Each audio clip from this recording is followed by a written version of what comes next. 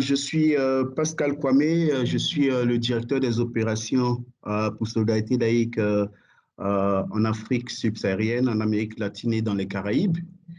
Et donc, pour présenter rapidement Solidarité laïque et tout ce que nous faisons sur nos différents territoires, il faut dire que Solidarité laïque a été créée en 1956 par un ensemble d'organisations de nature différentes, des syndicats, des mutuelles, des organisations de l'éducation populaire, des organisations de défense des droits de l'homme, qui partageaient ensemble la nécessité de lutter en fait contre toute forme d'exclusion, d'injustice, de concrétiser aussi des questions qui portaient essentiellement sur la justice sociale, et puis aussi de mettre en œuvre une éducation qui favoriserait plus une compréhension entre les humains, l'esprit associatif, le syndicalisme, l'esprit coopératif, etc.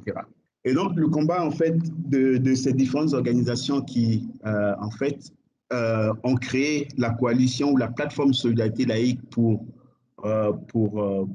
porter à l'échelle internationale et nationale leurs différents combats et leurs différentes convictions, c'était que de travailler sur les questions d'une éducation, de l'accès à une éducation publique de qualité pour toutes et pour tous, avec pour objectif de construire la paix et l'émancipation pour toutes les personnes qui seraient engagées dans tous ces différents processus d'éducation. Solidarité laïque agit dans une vingtaine de pays sur l'ensemble des territoires du monde, en Asie, en Afrique, en Amérique latine, en France essentiellement. Et nous avons pour cela institué 4 antennes. Une antenne Asie pour l'Asie du Sud qui est située au Sri Lanka, à Colombo. Une antenne Maghreb qui est située en Tunisie, à Tunis. Une antenne Afrique subsaharienne, Afrique de l'Ouest, pardon, qui est située à Ouaga. Et une antenne Solidarité laïque Caraïbes qui est située à Port-au-Prince, en Haïti. Nous avons l'intention, en tout cas, d'ouvrir encore, nous sommes dans la perspective d'ouvrir 2 autres antennes. Une antenne Afrique centrale qui sera située à Kinshasa et une antenne les 3 océans qui sera située à Antananarivo à Madagascar. Voilà, donc nous travaillons un peu sur toutes ces questions d'éducation, mais l'éducation vue comme premièrement un droit fondamental, mais aussi comme un levier et une clé pour l'exercice des autres droits. Et donc, pour nous, le débat que le RES initie aujourd'hui par rapport à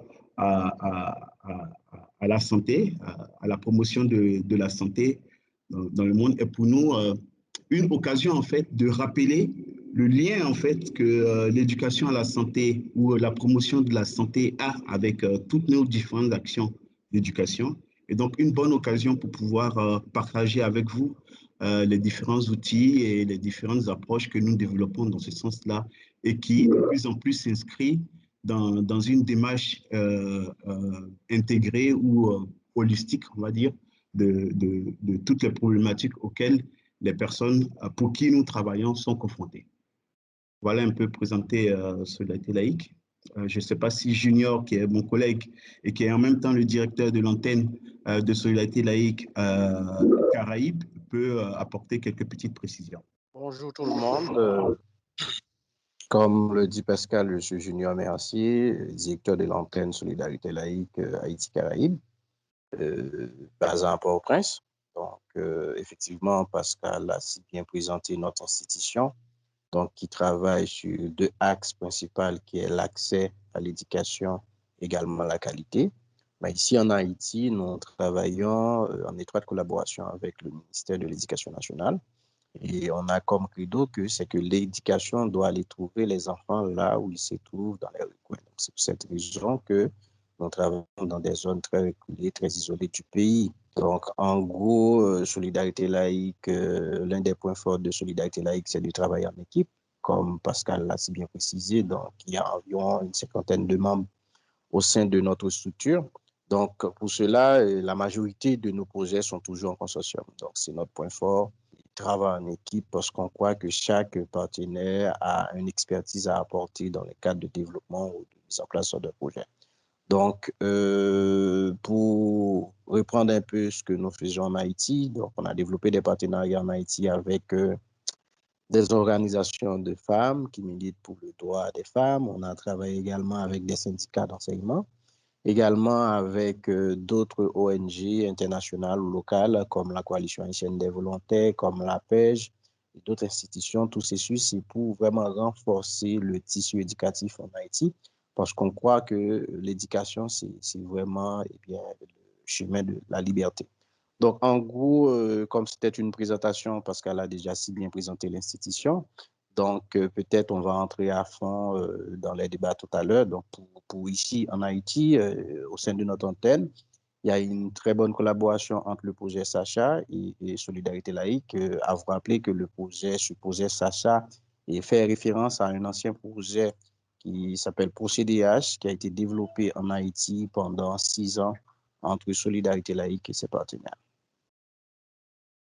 Merci énormément à Pascal et à Junior pour cette présentation de vos actions. Et du coup, je vais t'inviter, Jean, à te présenter et puis à présenter les actions d'Essentiel. Bonjour, merci pour cette présentation de Solidarité laïque et de vos projets.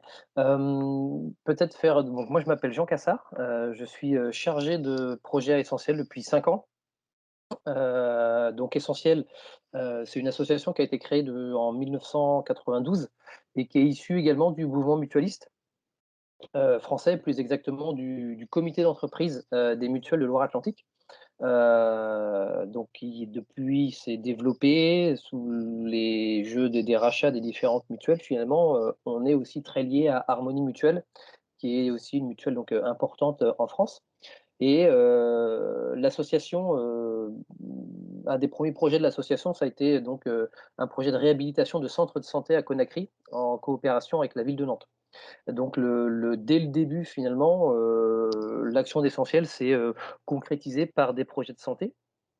Et au fur et à mesure, c'est l'expertise plutôt mutualiste qui a été sollicitée pour développer des projets mutualistes en Guinée et dans d'autres territoires, j'y reviendrai. Mais à la base, Essentiel finalement a pour but de regrouper toutes les personnes morales et physiques et afin de favoriser l'accès à la santé des populations dans le respect d'une vision globale de la santé telle que définie par l'Organisation mondiale de la santé et la Charte d'Ottawa, j'y reviendrai également. Tu parlais tout à l'heure, Awa, des grands axes d'action de chaque association. Essentiel, il y en a donc 5. Il y a la promotion de la couverture santé universelle. Donc ça, c'est un des axes forts que nous portons actuellement avec des actions de changement d'échelle, d'institutionnalisation également et de plaidoyer avec nos partenaires auprès des autorités politiques, nationales, locales, administratives, de santé. Donc ça, c'est le premier axe. Le deuxième, c'est donc l'amélioration des soins, de la qualité des soins. Donc ça, c'est plus un travail qui se fait en lien avec les autorités sanitaires locales et les centres de santé de notre territoire d'action. Le développement donc de l'éducation à la santé, de la prévention et de l'éducation à la santé, pardon. Le quatrième axe, c'est donc des actions d'éducation à la citoyenneté et à la solidarité internationale, qu'on appelle EXI, qui se déroulent essentiellement en France auprès de publics scolaires, mais également du grand public, notamment par l'intermédiaire d'un festival que nous organisons chaque année sur des documentaires en santé. Et puis enfin, cinquième axe, c'est plutôt un axe interne sur voilà, l'adaptation de la gouvernance au sein, voilà, pour notre projet associatif, donc avec beaucoup d'évolution en son sein, beaucoup de questionnements en interne. On est suivi aussi par des structures externes pour repositionner nos questionnements, nos réflexions pour coller de plus en plus finalement aux besoins de nos partenaires et aux besoins du terrain. Donc voilà grosso modo la présentation d'Essentiel rapidement. Je te remercie pour cette présentation succincte mais bien complète. Et donc, je vais inviter Salimata à prendre la parole cette fois-ci pour te présenter et puis présenter les actions de votre organisation. Oui, bonjour. Moi, je m'appelle Salimata Kadam. Je suis la chargée de mission de l'AJDSR, Association pour l'animation de la jeunesse et le développement du sport, qui a été créée en 2004 par des professeurs d'EPS, d'éducation physique et sportive. Donc, qui travaille avec Essentiel dans le cadre de ce projet pluriacteur. Et un projet de coopération pluriacteur pour la promotion des initiatives renforçant la santé globale sur les territoires de Rufisque et de Nantes.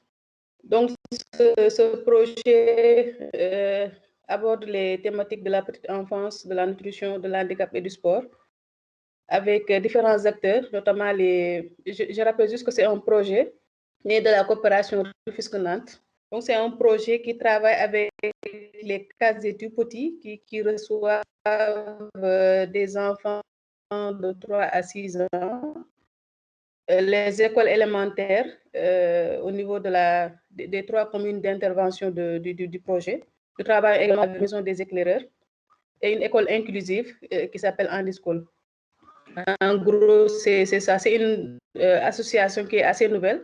C'est son premier projet de mise en œuvre. Mais moi, j'ai beaucoup d'expérience en matière de gestion de programmes santé au niveau communautaire. Donc, grosso modo, c'est ça. Le temps d'attendre d'être dans le vif du sujet pour approfondir plus amplement. Je vous remercie infiniment du coup pour toutes ces présentations qui permettent du coup de mieux comprendre les axes de travail de chaque organisation, mais aussi les points convergents et qui nous ont permis aujourd'hui de voir un sujet d'intérêt à vous réunir aujourd'hui. Et du coup, pour pouvoir entrer dans le vif du sujet, ce que je vous invite à faire, c'est peut-être nous donner un peu plus d'informations sur l'approche que vous avez en tant qu'organisation qui travaille justement avec une démarche participative avec les bénéficiaires et aussi dans une démarche pluriacteur, c'est ce que vous disiez tout à l'heure. Comment est-ce que vous incitez du coup les bénéficiaires à non seulement travailler sur les sujets avec vous, mais en plus de s'en saisir, de se les approprier et de devenir des acteurs réellement des sujets de promotion de la santé et des autres sujets que vous traitez dans le cadre de vos projets? Quels sont les outils que vous leur donnez? Qu'est-ce que vous mettez à leur disposition justement pour qu'ils puissent porter leurs propres projets? Ta question est vraiment la bienvenue parce que ça me permet d'apporter un peu plus de précision dans la présentation que j'ai faite là de Solidarité laïque tout à l'heure et que Junior aussi a complété sur ce qui constitue un peu notre ADN ou notre marque de fabrique en fait en tant que Solidarité laïque. Comme je l'ai montré tout à l'heure, notre ADN, c'est que nous sommes constitués non seulement nous-mêmes par des organisations de familles différentes, d'expertise différentes, de façon de travailler complètement différente aussi, et donc qui nous impose une façon d'aborder notre méthodologie dans les différents programmes en prenant en considération cet ensemble et cette variété en fait d'expertise et de nature de nos différentes organisations. C'est exactement la même approche ou le même regard que nous posons en tout cas quand nous sommes dans la mise en œuvre ou dans la construction d'un programme par rapport aux bénéficiaires justement, où l'une des priorités, en tout cas pour nous, c'est que ces bénéficiaires-là puissent s'approprier le plus rapidement possible, aussi bien au moment de la construction, de la conception du programme, que dans la mise en œuvre ou l'après, par rapport à ce qu'ils auront à faire en termes de responsabilité individuelle après à la fin du programme. Donc, comme je le disais tout à l'heure, ce principe-là, là je parle un peu plus globalement, ce principe-là est cette façon de travailler est beaucoup plus motivée et construite par le principe non seulement de laïcité et puis de solidarité que j'ai évoqué tout à l'heure, mais aussi sur le fait que Solidarité laïque, depuis sa création jusqu'à maintenant, a développé une méthodologie qui s'inscrit dans la co-construction avec les populations pour lesquelles les projets ou les programmes sont mis en œuvre. Et comment cela se fait à chaque fois concrètement? Concrètement, nous travaillons toujours avec des partenaires locaux qui, eux, ont une proximité plus grande avec les différentes populations sur les territoires dans lesquels on intervient. Et qu'à travers ces différents partenaires au niveau local, nous faisons que de l'accompagnement. Nous créons les différents espaces pour que eux ils puissent amener ou apporter le point de vue, le regard, ou sinon la présence des populations bénéficiaires. aussi bien au moment de la réflexion, au moment de la construction du programme. Et donc, la plupart du temps, pour revenir à des outils, comme tu parlais, et c'est l'objet en fait de cette rencontre-là, c'est toujours de partir d'un diagnostic qui part un peu comme une causerie pour prendre en considération les points de vue, les besoins, les aspirations de ces différentes populations et qui, au fur et à mesure, se spécifie ou se professionnalise un peu plus en termes de technicité. C'est-à-dire un point de vue pour accueillir d'abord, d'autres rencontres avec les partenaires au niveau local pour construire et accompagner en même temps les populations en termes de formation, de construction de projets et qui, et au fur et à mesure de l'évolution dans l'élaboration de projets, demande un peu plus de spécificité, on va dire de technicité, et donc qui fait que après le projet est approprié par des gens qui sont un peu plus techniques, mais sur la base de l'expression qui a été faite à un niveau beaucoup plus large dans les consultations et les différentes rencontres qui sont faites toujours au niveau terrain. Voilà. Junior? Oui, Junior, est-ce que tu as des décisions à apporter, comme tu dis, sur le terrain? C'est ça, exactement. Moi, j'essaie d'apporter à chaque fois, ce que je vais expliquer, c'est que moi, j'essaie d'apporter un peu globalement nos différentes façons de faire et Junior portera peut-être l'attention de façon spécifique sur un projet, sur un territoire spécifique, comment on a travaillé pour construire, pour arriver à tel ou tel projet. De façon spécifique. C'est ça. Merci. Très bien, merci Pascal. Donc, mais il est bien notre directeur, hein. Sincèrement, il est très bien notre directeur. Donc, il a très bien retracé notre schéma de travail. Effectivement, on part toujours de la réalité du terrain. Donc, ce que nous faisons au sein de nos projets traduit ce qui existe dans les communautés. Donc, du coup, ce que je peux rajouter, c'est la partie de gouvernance. Une fois que les gens ont participé dans les différents échanges ou diagnostics, ils nous permettent de monter un dossier. Après, ils sont automatiquement impliqués dans la gouvernance de ce projet. Et ça nous a permis des fois de contourner les difficultés qu'on rencontre sur le terrain, ou du moins dans l'exécution du projet. À titre d'exemple, ce que je peux vous donner, c'est que dans la Grand'Anse, par exemple, on a des autorités qui prennent part dans nos comités de passation de marché. Donc, ce qui renforce la structure de gouvernance sur le terrain, mais également qui donne une certaine crédibilité dans tout ce qu'on fait et également la transparence. Donc, du coup, si je reste toujours dans cet aspect de montage de dossier, donc on travaille, je pourrais dire, à 3 niveaux avec les partenaires locaux. Également, dans un premier temps, tout ce qui est consultation. Dans un second temps, on fait valider notre dossier. Après la rédaction du dossier, on essaie de rediscuter avec eux et pour voir est-ce que vraiment on a tenu compte de tout ce qui a été dit sur le terrain. Et ensuite, lors de l'exécution, ils sont partie prenante dans tous les aspects, et ce qui nous permet également, des fois, d'éviter, du moins d'économiser des fonds dans le cadre de l'implémentation de nos projets. Donc, en gros, Pascal a si bien balayé les aspects stratégiques de solidarité laïque, donc à un niveau beaucoup plus terrain. Donc, c'est ce que je peux vous dire. Donc, c'est vraiment l'implication des partenaires dans la gouvernance de tous nos projets, et c'est important pour nous. Et ça nous permet vraiment de jouer la carte de la transparence avec nos partenaires sur le terrain. Oui, juste pour ajouter par rapport à notre approche, tout à l'heure, dans la présentation de Solidarité laïque, je mentionnais un peu le principe de solidarité qui n'est pas une approche charitable. J'aimerais mentionner aussi le fait que nous travaillons aussi beaucoup sur ce qui aujourd'hui est devenu ou qui est conceptualisé approche orientée sur les droits pour aborder les questions non seulement de l'éducation, mais d'autres sujets connexes, en fait, comme étant une possibilité pour les gens d'être renforcés dans leur capacité à revendiquer ces droits-là. C'est-à-dire que ce soit la santé ou que ce soit l'éducation, ce sont des droits et que les personnes, les bénéficiaires en fait de nos différents projets doivent se considérer et s'appréhender eux-mêmes comme des titulaires d'un certain droit, d'un certain nombre de droits qui doivent pouvoir revendiquer auprès d'institutions qui sont, elles, débiteurs d'obligations par rapport à elles.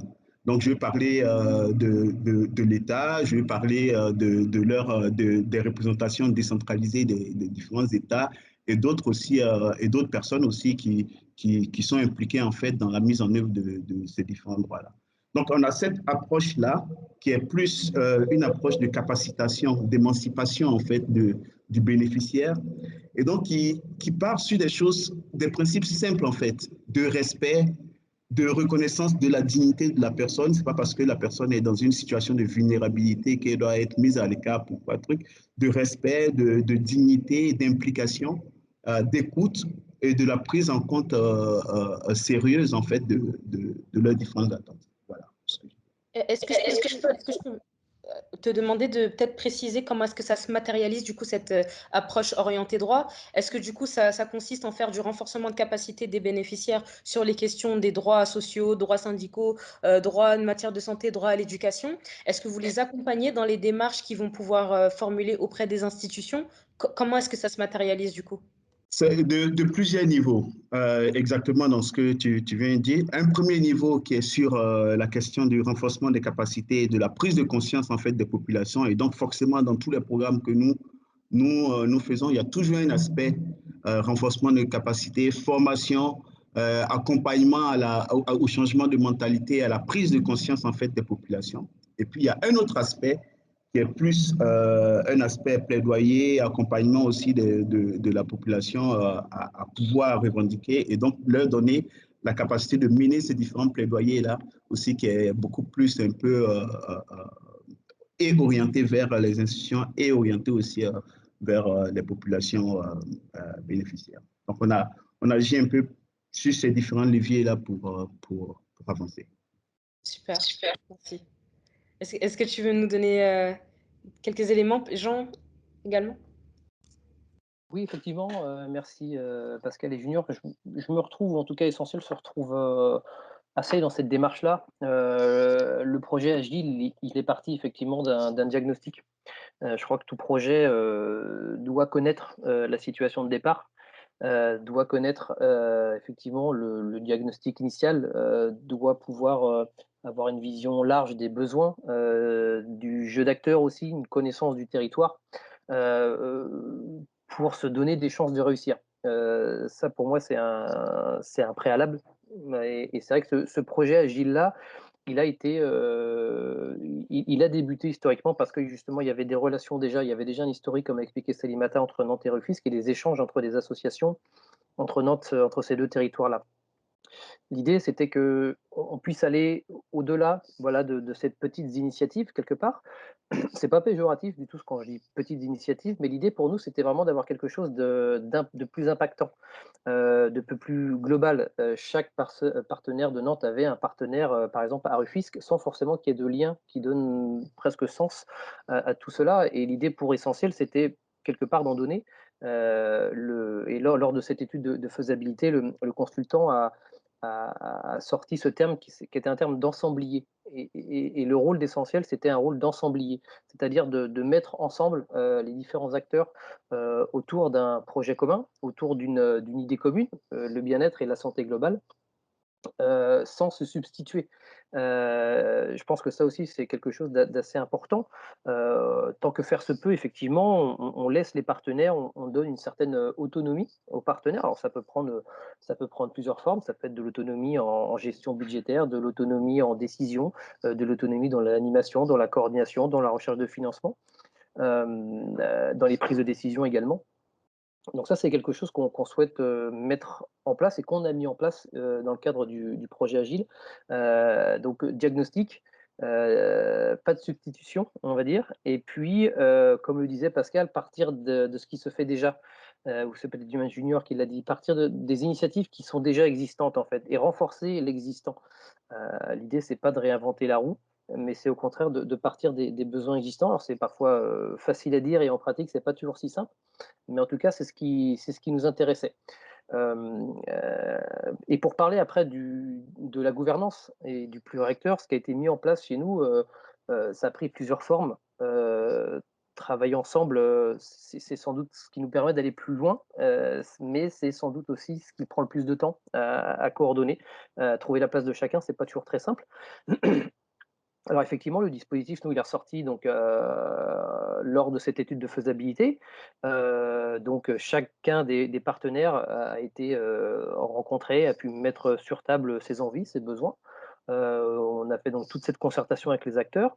On a conventionné aussi avec ces acteurs. Je pense que c'est important aussi que chacun formalise et formalise son engagement et pour passer un peu de la parole aux actes. Et je trouve ça important que les acteurs puissent vraiment se dire, bah voilà, on s'engage, il y a un engagement écrit de notre part pour que justement on puisse travailler ensemble. Donc la convention, pour moi, c'est une étape en termes d'outils, c'est tout bête, mais pour moi, c'est la première étape. La deuxième, c'est qu'on a mis en place une charte qui définit en 8-10 points, voilà, qu'est-ce qui nous rassemble finalement. C'est beaucoup moins, je veux dire, légal ou législatif, mais c'est plutôt quelque chose dans l'idée de l'état d'esprit qui nous amène à travailler ensemble. Et puis après, effectivement, le dispositif de gouvernance avec des comités de pilotage, comme beaucoup de projets en connaissent, donc sur Nantes, sur Rufisque, à la fois avec des organisations de la société civile, comme la JDSR par exemple. On travaille aussi avec la Maison des Éclaireurs, qui est une maison de scouts laïcs qui a une forte capacité de mobilisation sur le territoire. On travaille avec des crèches également, ou des cases des tout-petits, comme on les appelle là-bas, sur le territoire, donc qui accueillent des enfants. Donc ça, c'est, on va dire, public, parapublic, les collectivités locales également de Rufisque. Et c'est justement cette possibilité de mélanger les différents acteurs qui va nous permettre derrière d'institutionnaliser en fait les initiatives. Le projet, il n'a pas pour vocation à rester là pendant 15 ans. Et au contraire, nous, l'idée, c'est vraiment d'initier, donner un peu l'étincelle qui va permettre à, je vais dire, à la société civile, à tous ces acteurs-là, de structurer leurs demandes auprès finalement des autorités, des institutions. Donc ça, c'est quelque chose qui nous permet aussi de pouvoir emmener la demande de la société civile vers les institutions, vers les mairies, vers les villes, voire même un peu plus haut. Donc c'est vraiment sur voilà, ces 3 échelons, on va dire, de dispositifs plurirecteurs, d'animation, d'outils qui nous permet justement d'animer un peu ce collectif-là. Génial, merci beaucoup. Je me permets de rebondir du coup, vers ma deuxième question qui est en fait de savoir, en quoi est-ce que les écoles, ce sont des espaces privilégiés en fait d'action et notamment en l'occurrence ici de promotion de la santé? Pourquoi est-ce que du coup, aussi bien dans le projet Agile, de ce que j'en ai compris et que dans le projet qui a été choisi par Solidarité Laïque Haïti, école, vecteur de cohésion sociale, pourquoi est-ce que l'école a été choisie comme espace privilégié pour la transmission de valeurs, aussi bien de solidarité que d'engagement, que de promotion de la santé? Donc comme Pascal ne veut pas commencer, je vais y aller alors. Si j'ai bien compris. Tu as bien compris, Jean. Ça me va. Alors nous, historiquement, comme je disais, on est parti des besoins, on a parti de l'existant plutôt. Et la JDSR qui travaille avec nous faisait déjà des cours de sport au sein de certaines écoles, des cours de sport, et on a souhaité aussi remettre à jour finalement ces pratiques dans les écoles élémentaires pour le coup en ce qui concerne Rufisque. Les écoles, c'est un espace privilégié parce que bah, par essence, c'est un lieu d'apprentissage. Et donc l'apprentissage, c'est aussi comment dirais-je, l'apprentissage collectif qui se fait également dans les écoles. Au-delà des matières classiques, le sport et ce qu'on y met finalement derrière, c'est-à-dire le bien-être, l'apprentissage des règles, ça c'est quelque chose qui se fait également dans les écoles élémentaires sur Rufisque et qui a été voilà, renforcé en tout cas par cette activité-là. Donc il y a un premier axe qui est vraiment travaillé auprès du public qui sont les enfants. c'est un lieu aussi qui permet de travailler auprès des adultes et notamment des professionnels, donc des instituteurs. À Rufisque, pour reprendre l'exemple, les cours de sport étaient peu à peu, on va dire, abandonnés par les professeurs, faute de temps, faute de compétences. Et c'est donc les animateurs de la JDSR qui ont été positionnés dans les écoles pour permettre aux instituteurs d'être renforcés dans leurs compétences pédagogiques et ensuite de leur permettre aussi, via cet accompagnement-là, d'obtenir leur diplôme, notamment parce qu'il y avait une note en sport. Tout ça pour dire que c'est un espace privilégié parce que c'est un espace d'apprentissage et parce que c'est un espace de pérennisation. Les enfants, lorsqu'ils apprennent quelque chose, l'idée, c'est justement toucher au plus tôt pour les sensibiliser le plus tôt possible. Ça, c'est une première chose. On touche donc, comme je l'ai dit, les professionnels donc, qui vont pérenniser cette pratique-là par les compétences qu'ils ont acquises en lien avec les animateurs. Et puis les enfants, ce sont aussi des personnes qui vont sensibiliser leurs parents, qui vont travailler justement en lien avec leurs parents, enfin travailler, qui vont entrer rapidement en lien avec leurs parents pour évoquer justement ce qu'ils font, les bonnes pratiques, notamment voilà, en période de, voilà, comment dire, pour ce qui nous touche en tout cas, en pratique sportive et tous les bienfaits que ça arrive, que ça apporte. Alors pour l'instant, on a assez peu de retours. Nous, on aimerait connaître un petit peu, avoir un peu plus d'informations sur quelles sont les retombées pour les enfants en matière de pratique sportive. Est-ce que c'est des enfants qui, une fois avoir fait du sport, sont plus concentrés à l'école? Est-ce qu'ils ont des meilleures notes? Ça, c'est quelque chose sur lequel on aimerait bien se pencher prochainement. C'est les apports au-delà de la pratique sportive, au-delà de la santé, les apports, on va dire, sociaux de la pratique sportive pour ces enfants-là. Donc voilà, et puis c'est un espace privilégié parce que justement, travailler également dans les, dans les, dans les écoles élémentaires, c'est aussi travailler avec les autorités déconcentrées, c'est travailler avec l'académie, avec l'inspection d'éducation et de la formation également au Sénégal. Et donc ça permet aussi à un autre niveau d'avoir une porte d'entrée pour institutionnaliser nos initiatives. Génial. Je vais demander à Junior, voir si toi, tu peux nous apporter quelques éléments, notamment par rapport à votre projet actuellement en cours de développement. École vecteur de changement social. Changement social. Changement social. Liberté. L'école Chemin Liberté. C'est beaucoup plus facile, hein? L'école Chemin Liberté. Donc, c'est en créole, donc vous pouvez déjà apprendre un mot créole. L'école Chemin Liberté. Ça se comprend en français, j'imagine. N'est-ce pas, Jean? Chemin Liberté. Oui, Donc, ça me parle un petit peu, oui. voilà. Et du coup, ici, dans le cadre de nos précédents projets, comme Pascal disait tantôt, donc pour nous, l'école reste vraiment la porte d'entrée de ces communautés avec qui on travaille depuis longtemps. Et n'oublie pas qu'à chaque fois, je vais avoir toujours tendance de mettre l'accent sur nous, on travaille actuellement, on essaie de développer notre marque de fabrique dans les zones reculées. Donc, et dans ces zones reculées, bon, c'est la situation actuelle en Haïti. On se retrouve avec une école au sein d'une communauté qui est l'unique institution qu'il y a au sein de cette communauté et des fois l'unique maison bâtie qu'il y a dans cette communauté. Donc, du coup, on met vraiment l'école dans sa place en tant que vecteur. Et en tant que vecteur, l'école a tout ce qui est en termes de technicité, en termes d'apprentissage à apporter à cette communauté. Parce que dans le cadre du précédent projet Etimoun retourne à l'école, donc on a appris beaucoup de choses et on a utilisé ces leçons apprises pour construire ce nouveau projet. Donc, l'essentiel, c'est non seulement de permettre aux habitants qui habitent cette localité, ce petit village, et de comprendre beaucoup mieux l'importance de l'école dans cette communauté et qui aura en quelque sorte une sorte de redondance sur la déperdition scolaire. Donc, voilà pourquoi nous pensons qu'à travers ce projet qui a le volet santé, le volet nutritionnel, le volet animation de l'espace de l'école, parce qu'on s'est dit, on part d'un postulat pour dire que, voilà, si on a réussi à réhabiliter ou à reconstruire une école, Et cette école est l'unique espace qui existe dans cette communauté comme centre d'attraction. Pourquoi ne pas transformer ces espaces comme des centres de ressources qui va en retour interagir auprès de cette communauté de façon transversale? Quand je dis de façon transversale, là, on peut parler de l'alphabétisation, on peut parler de l'animation postscolaire, on peut parler également de toutes sortes de formations qui peut en quelque sorte permettre à cette communauté de grandir. Donc, voilà pourquoi on a choisi, dans le cadre de ce projet École Vecteur du Changement Social, d'intégrer ces écoles au sein des communautés comme des centres de ressources, qui va permettre d'agir en termes de levier sur cette communauté.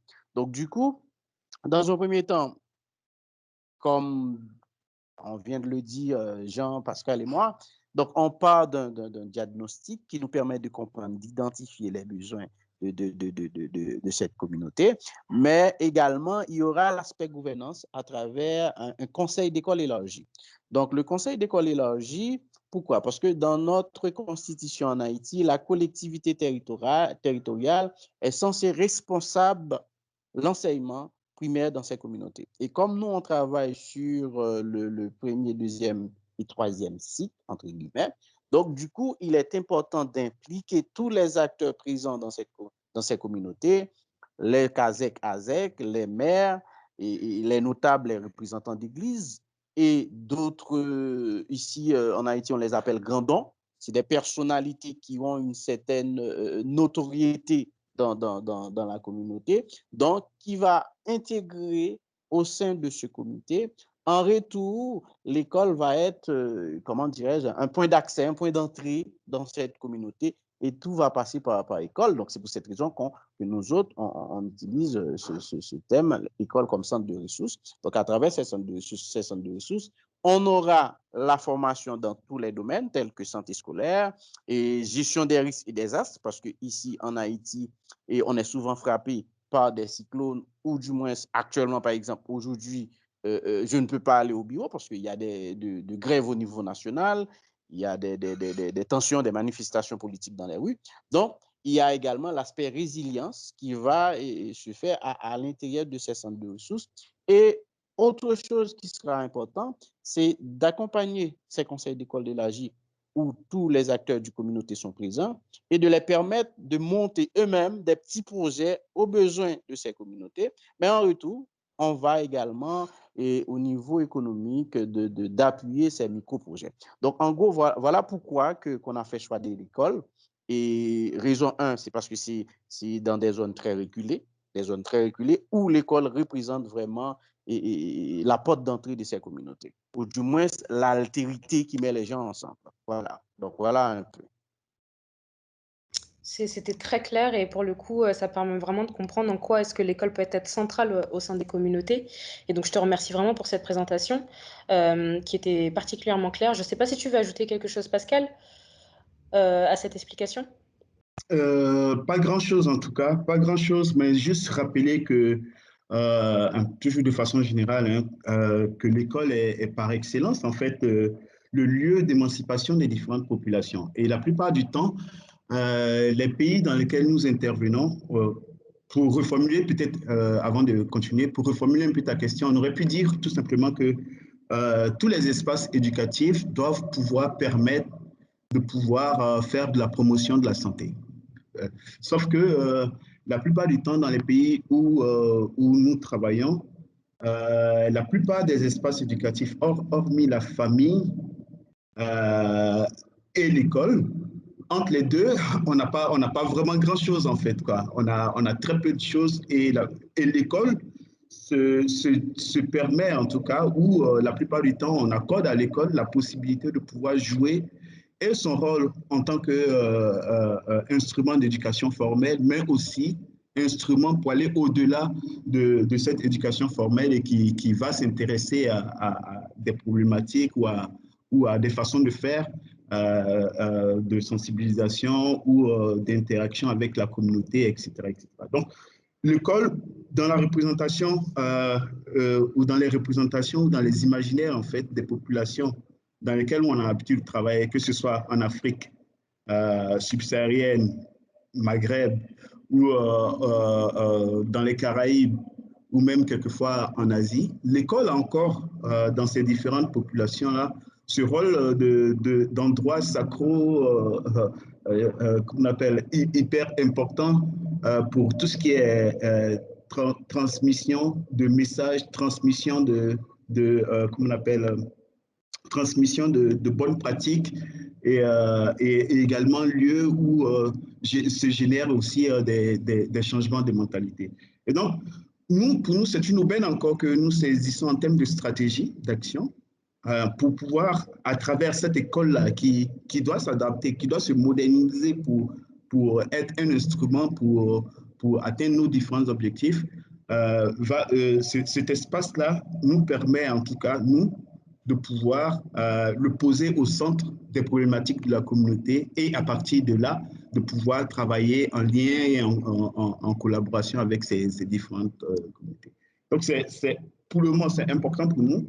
Idéalement, on aurait espéré que ce ne soit pas seulement l'école en tant que bâtiment ou truc qui est situé quelque part qui joue uniquement ce rôle-là, mais que ce soit également tous les autres espaces éducatifs, que ce soit dans des associations, que ce soit dans d'autres lieux où l'éducation non formelle ou informelle se produit ou se crée, qu'on puisse faire aussi de la promotion de la santé plus facilement.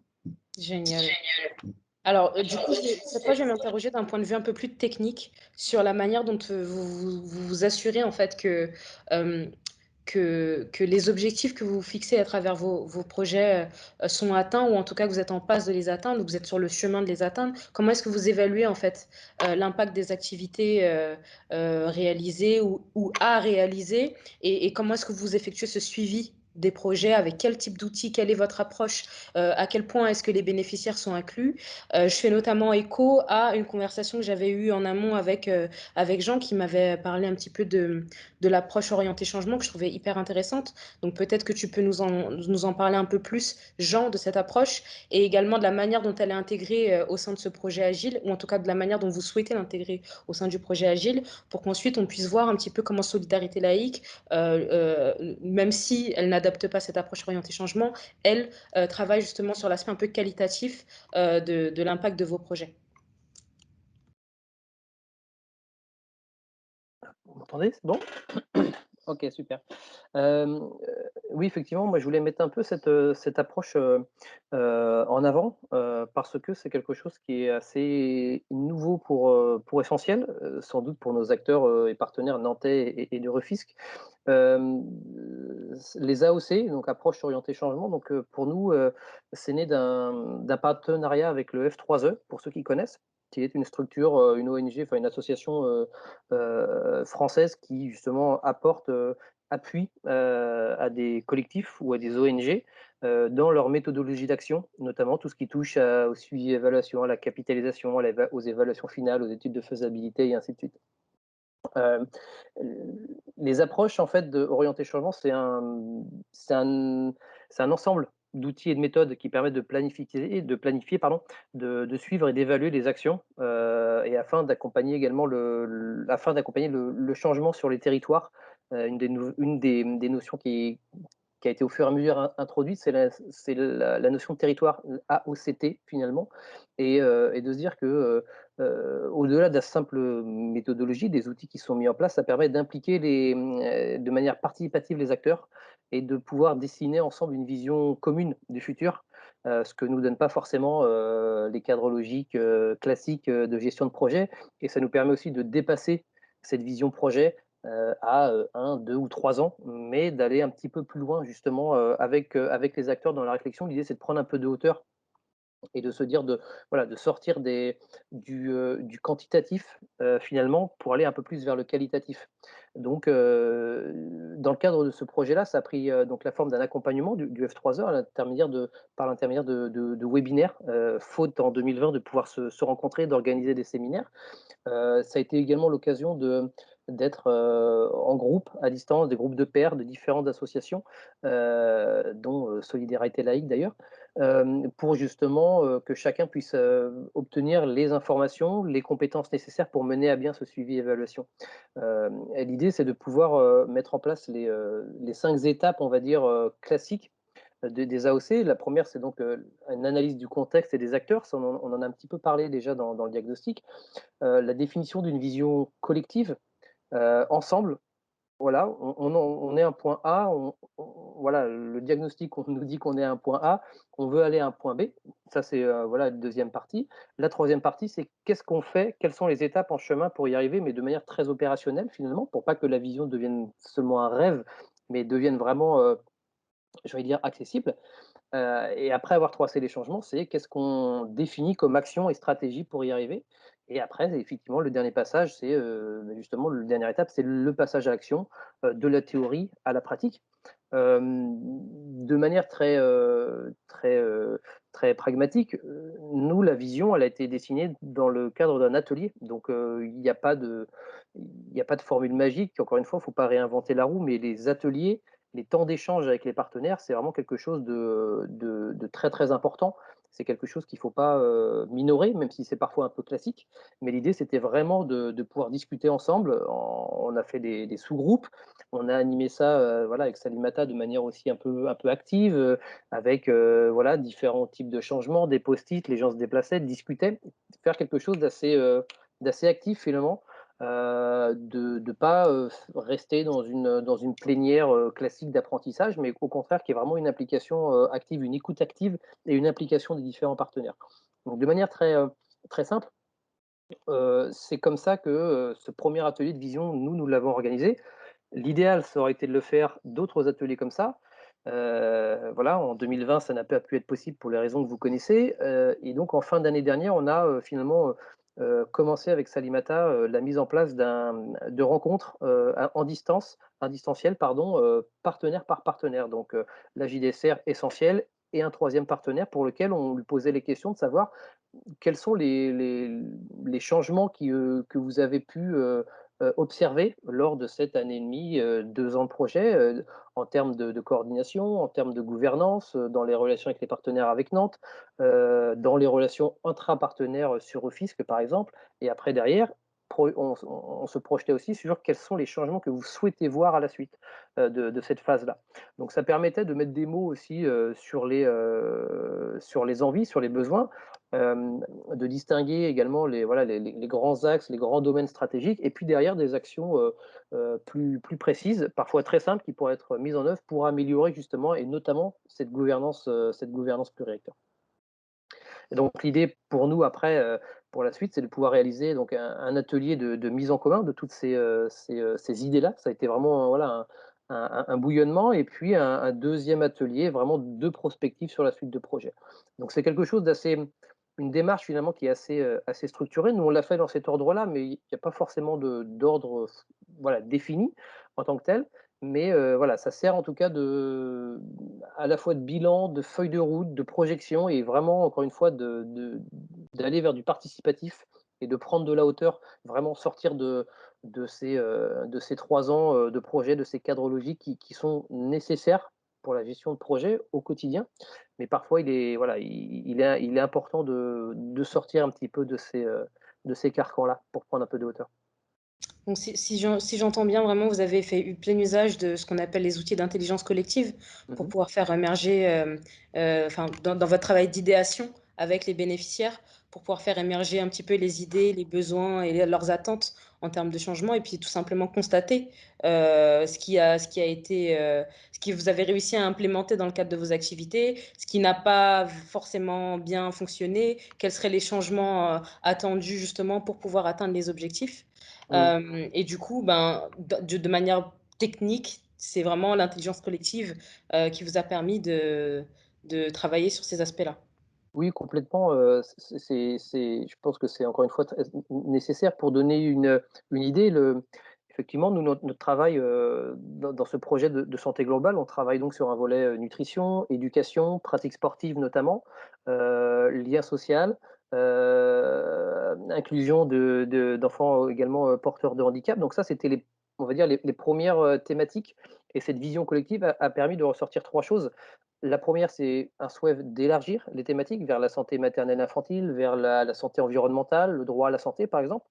Ça a permis aussi de faire ressentir le souhait d'impliquer encore plus peut-être les bénéficiaires dans la gouvernance. Nous, on part sur un principe, sur le fait que voilà, les partenaires avec lesquels nous travaillons sont des bénéficiaires d'emblée, mais il y a effectivement d'autres bénéficiaires, les parents d'élèves, les enfants. Donc, travailler sans doute un peu plus avec ces bénéficiaires-là. Et puis, le troisième axe de cette vision collective, ça a été le souhait de pouvoir aller vers, enfin, de questionner l'implication du politique, des élus. Comment faire en sorte que les élus s'impliquent de plus dans ces initiatives-là et se réapproprient. Nous, nos partenaires, nos collectivités locales, on travaille pour l'instant avec des points focaux, des techniciens, donc qui connaissent le projet. Maintenant, c'est de voir comment est-ce qu'on fait pour que les élus s'approprient ce projet-là, s'approprient les initiatives et comment est-ce qu'on peut justement peser un peu plus sur les politiques locales finalement.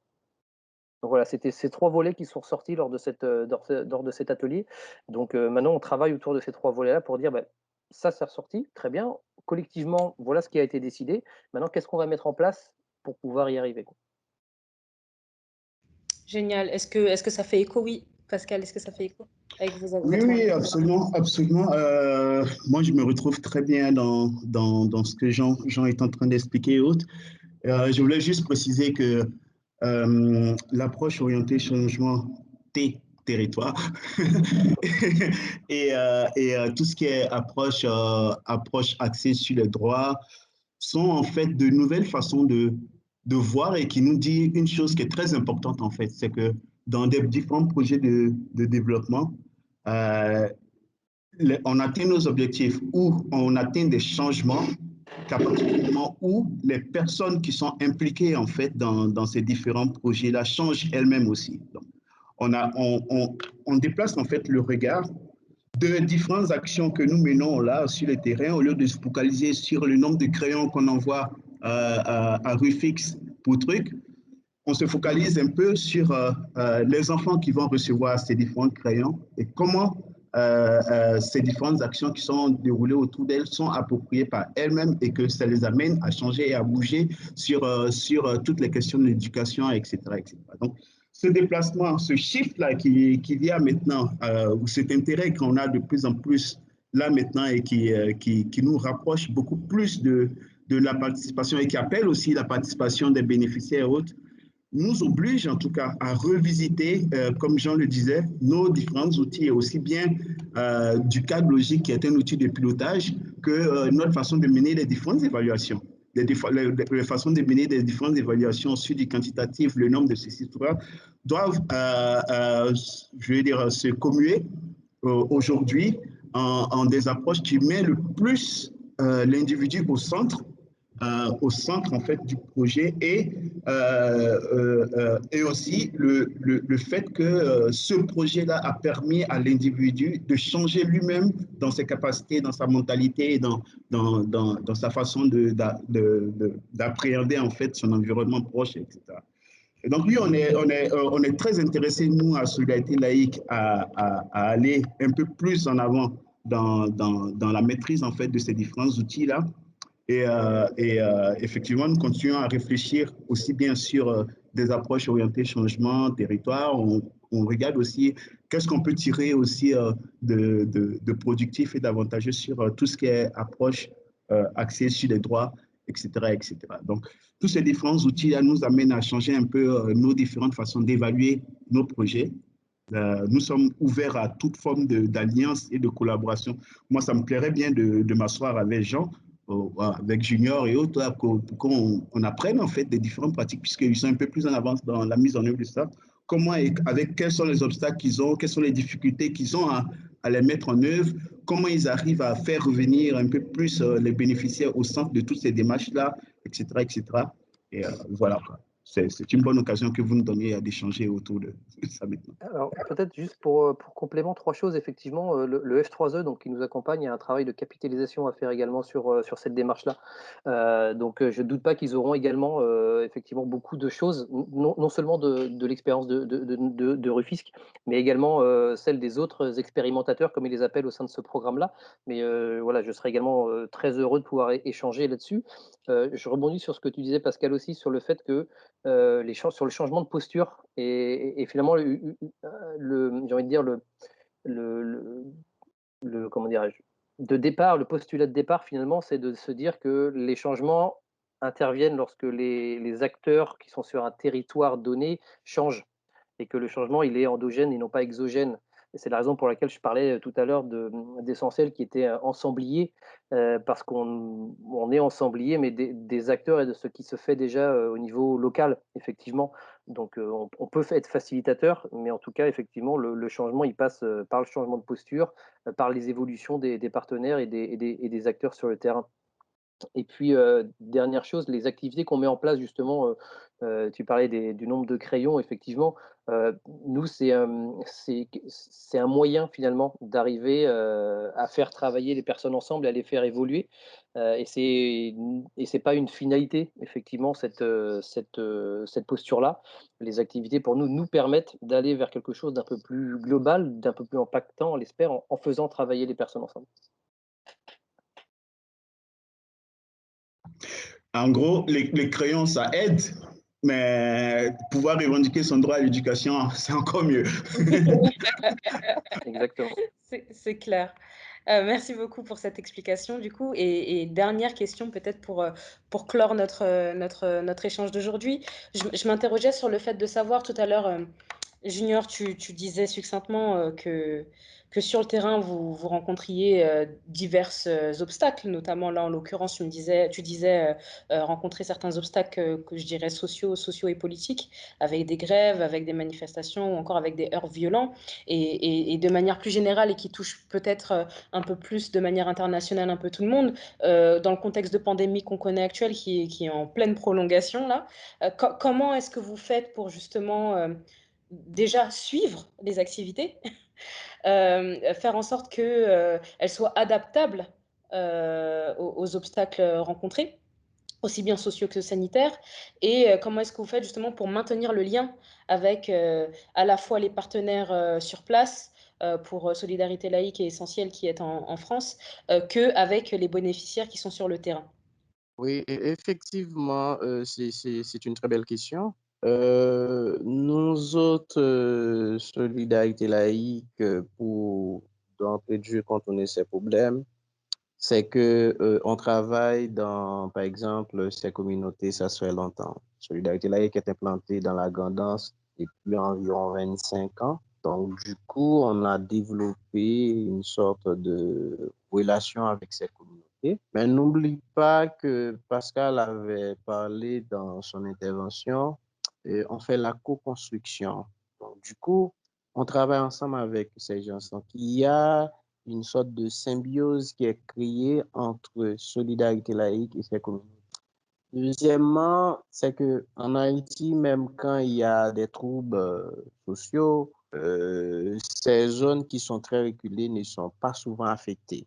Maintenant, le problème, c'est les axes qui nous permettront d'acheminer soit des matériaux, soit d'autres matériels pour le fonctionnement de nos bureaux sont bloqués. Mais on essaie soit de réadapter notre calendrier. Par exemple, cette semaine, depuis la semaine dernière, ici, on vit des scènes de manifestation. Voilà, personne ne peut pas venir au bureau, donc on essaie de travailler à distance, en télétravail. Mais on avance quand bien même parce que on a un calendrier qui, à chaque fois, doit s'adapter parce que vu la situation du pays, donc avec, par exemple, cette question de la montée des kidnappings actuellement en Haïti, donc il y a beaucoup de stress. Donc on essaie souvent avec nos collègues d'avoir des réunions pour discuter de la réalité, discuter des problèmes. Et on fait ça effectivement avec les partenaires. Par exemple, moi, en tant que directeur d'antenne, n'importe quel directeur d'école peut m'appeler. C'est que je n'ai pas une relation directe avec le directeur départemental. Non, un inspecteur peut m'appeler pour me dire, monsieur Mercier, voilà, qu'est-ce qu'on compte sur le terrain, qu'est-ce qu'on peut faire. Donc, dans un premier temps, on prend les conseils des partenaires qui sont sur le terrain et on voit comment s'adapter. Donc, on fait ensemble. On fait ensemble. Si par exemple, il pleut dans une zone, donc ça va nous prendre une semaine avant les camions peuvent monter ou du moins avoir accès à ces zones. Donc, c'est la communauté qui surveille les matériaux. C'est eux qui sont là comme, comment dirais-je, la porte d'entrée parce qu'il n'y a pas de police dans ces zones. Il n'y a absolument pas. C'est des zones où il n'y a pas vraiment la police nationale d'Haïti ne sont pas encore arrivés dans ces zones. Donc, nous, on travaille vraiment avec les autorités locales, les CASEC et puis la communauté.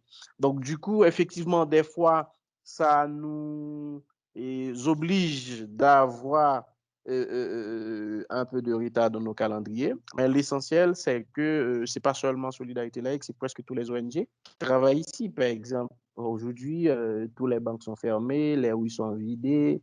Tu vois, il y a des manifestations, les écoles ne fonctionnent pas. Maintenant, nous, au final, on doit être beaucoup plus résilients pour adapter à ces genres de situations et faire évoluer nos activités. Et c'est pour cette raison que des fois, l'AFD, l'ambassade sont très exigeants sur l'aspect sécuritaire, comment on va et contourner ces problèmes. Donc, du coup, suivant l'approche que les gens viennent de parler, nous, on essaie toujours d'avancer des hypothèses pour dire, et si ça arrive, comment on va faire? Est-ce que ça va bloquer le projet ou du moins, est-ce que de toute façon, on peut avancer? Donc, du coup, et ce qui fait notre force, vraiment, c'est de reposer sur les acteurs locaux et on travaille ensemble de la co-construction. C'est ce qui fait notre force. Et ça crée une certaine confiance et dans ces communautés avec qui on travaille, parce qu'eux aussi, ils connaissent les problèmes.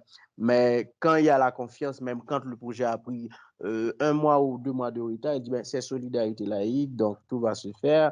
Et c'est l'ensemble des problèmes que confronte actuellement l'institution. Donc, en gros c'est un peu vraiment la confiance dans nos partenaires et également qui nous fait confiance. Alors, je dois vous dire, c'est l'une des critiques que j'ai rencontrées récemment, un collègue qui travaille pour une autre ONG. Ils m'ont dit, écoute, nous, dans la Grand'Anse, on a des problèmes avec Solidarité Laïque parce que les autorités parlent que de Solidarité Laïque, donc vous êtes trop transparent. À quoi bon de transférer vos budgets au ministère? Je dis, ben, écoute, on est en train de collaborer avec le ministère. Donc, on n'est pas venu pour nous imposer en tant qu'institution, mais on travaille ensemble dans la co-construction. Donc, si on a un projet, donc on doit partager toutes les informations qu'il y a dans le projet et ça va éviter des conflits. Donc, c'est pour vous dire un peu notre méthode de travail qui nous permet vraiment de contourner ces problèmes et d'être beaucoup plus résilients.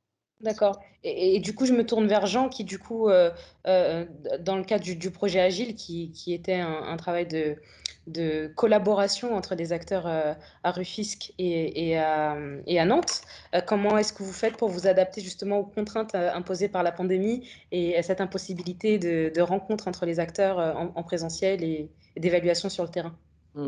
Et bien, on fait comme on peut. Plus sérieusement, c'est vrai que cette année 2020 a été assez compliquée, sur de 2 ordres, dans notre cadre de notre projet. Un, c'est pour la réalisation des activités, puisqu'on avait également, pas mal d'actions sur Nantes également, en tout cas des échanges de bonnes pratiques entre des professionnels de Rufisque et des professionnels de Nantes. Puisqu'il y a une autre dimension que j'ai pas évoquée, c'est la notion de réciprocité entre les 2 territoires et on souhaitait effectivement que, des professionnels de Rufisque, notamment en santé communautaire, puissent apporter leur regard, leurs compétences également sur Nantes, dans un volet santé où on est finalement assez peu efficace et où, des projets devaient ou doivent émerger prochainement. Donc, l'idée, c'était vraiment donc qu'on puisse travailler là-dessus. Il devait y avoir des échanges sur le sport, sur la petite enfance aussi, notamment sur la prise en charge des enfants porteurs de handicap, donc vraiment des renforcements de capacité pour les professionnels des 2 territoires. Donc tous ces échanges-là nécessitaient évidemment des voyages, des vols et donc ça n'a pas pu être possible pour cette année 2020 et une partie des activités également, dans les écoles ou dans les cases des tout petits n'a pas pu être possible puisque ces lieux-là étaient également, fermés. Donc on a eu, quelques difficultés effectivement à pouvoir, maintenir nos activités en 2020. On les a plus ou moins, transformées justement également en activités de riposte, au Covid-19, en s'intégrant dans une démarche plus globale de riposte, départementale, en tout cas sur le département de Rufisque. Donc ça a été une certaine réorientation. Donc ça, voilà, les activités, ça a été assez difficile. On a pu quand même, voilà, grâce à des échanges à distance assez réguliers avec Salimata et avec la JDSF, justement, avoir des retours sur ces activités-là.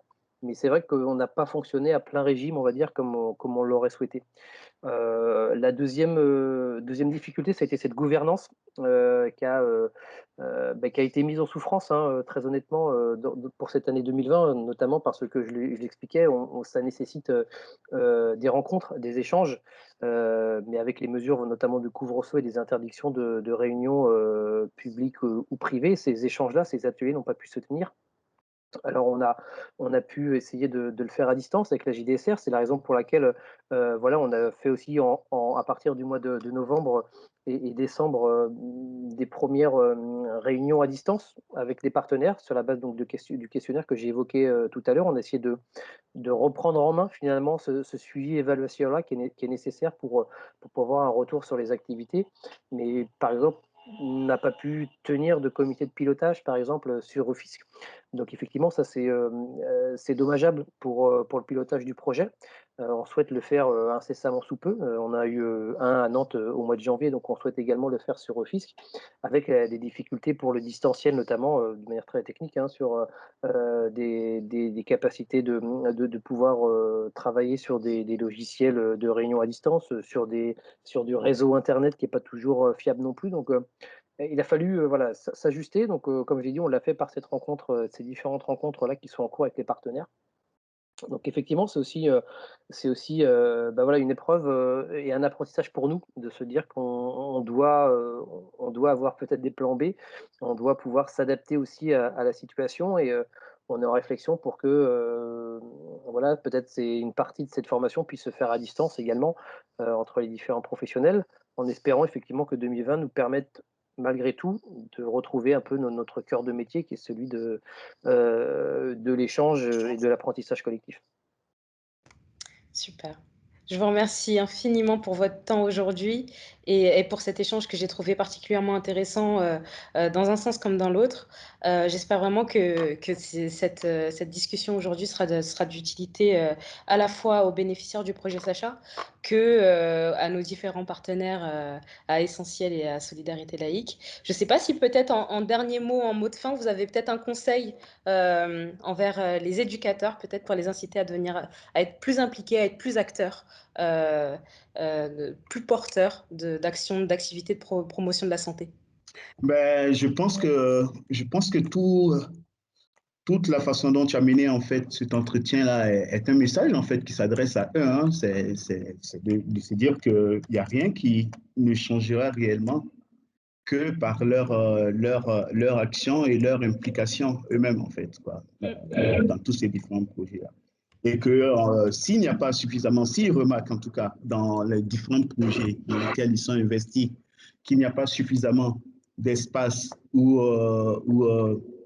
de mécanismes qui leur permettent d'être présents et d'avoir leurs opinions prises en compte et de trucs, ils doivent pouvoir avoir la capacité de pouvoir se réveiller, de résister et de pouvoir imposer en fait l'existence de ces différents espaces-là où c'est à eux en fait en tant que bénéficiaires de pouvoir donner l'orientation et pouvoir avancer dans la résolution des problématiques auxquelles eux-mêmes ils sont déjà confrontés en fait, quoi. Alors, j'ai peut-être pas, moi, enfin, j'ai pas de message particulier donc pour les animateurs, mais peut-être pour nous tous. Ce que je retiens en tout cas de cette expérience-là d'Agile pour les quelques années pour lesquelles on suit ce projet, il y a deux mots qui me paraissent importants, c'est inclusion et méthodologie. Ça tombe bien, on en parlait un peu, on en a parlé pendant plus d'une heure. Mais effectivement, l'inclusion, parce qu'on l'a dit, hein, encore une fois, c'est par le collectif qu'on avancera sur un territoire donné, sur les territoires, par l'inclusion de tous, OSC, collectivités, pourquoi pas aussi entreprises, secteur privé. Mais effectivement, c'est par le travail de tous qu'on arrivera à faire avancer nos projets. Et puis méthodologie, parce que c'est vrai qu'il y a des notions transversales comme la capitalisation, le suivi-évaluation, les études de faisabilité, toutes les remontées des données, des statistiques, qui sont quelque chose d'extrêmement important pour la crédibilité des projets, pour porter un plaidoyer par la suite, pour évaluer les avancées des différents projets. Et voilà, c'est pas toujours évident de mettre ça en place. Ça prend parfois du temps, ça nécessite concertation, mais c'est aussi quelque chose de fondamental, en tout cas pour le suivi et la coordination et l'animation des projets. Très pertinent, Jean, je te remercie. Et enfin, Junior, le mot de la fin?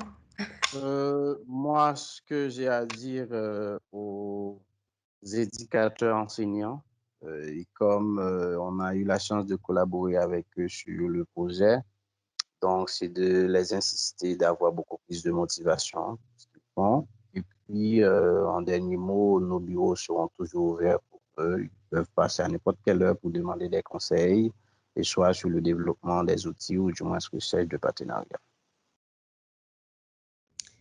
Alors, sur cette note de positivité et d'inclusion, je vous remercie et puis je vous souhaite une très bonne fin de journée et je vous dis à bientôt.